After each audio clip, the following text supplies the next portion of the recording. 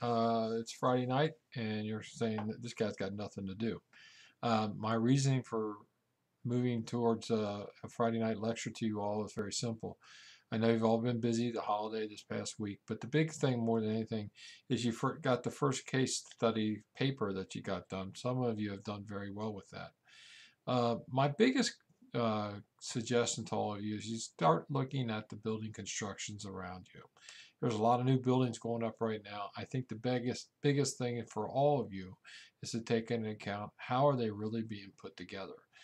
We've talked about ordinary construction, heavy timber, lightweight truss construction, lightweight steel construction. You're going to be talking about fire resistant construction and non-combustible. They're all coming right at you here in the next few weeks. Biggest thing is to start looking at how all these buildings come together, how long it takes to come together as far as what type of classification they are, and more than anything, how best can they be protected. Sprinklers are one thing, building is another. The building itself could be its best protection by the hour rating on the walls and also by the way the material is used to build the building. Lightweight construction is fast, up in 2 minutes and you got a building. Heavy frame construction takes a little bit longer.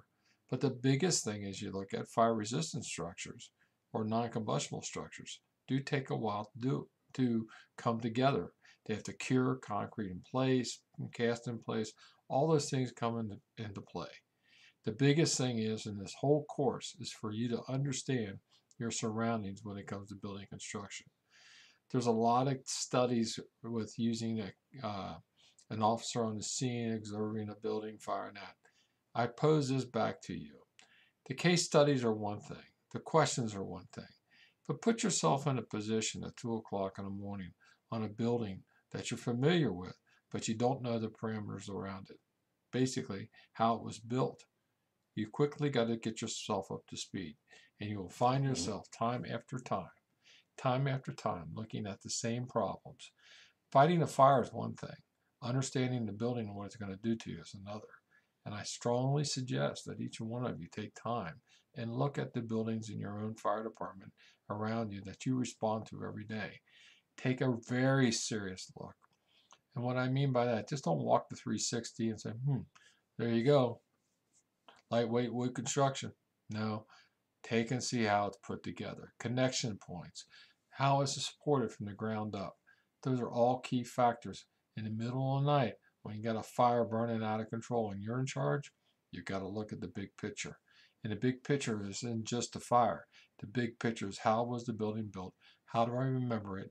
And how do I keep people from being put in harm's way?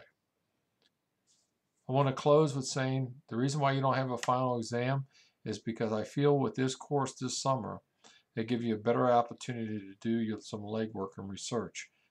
I don't have a face-to-face class with you all to understand some of the way you think.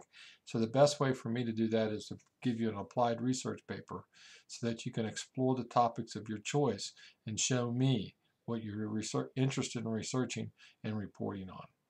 So I hope that helps you all. Thank you all very much. You're doing very well. Enjoy this summer. We got nice weather this week, so let's keep it there. Thank you.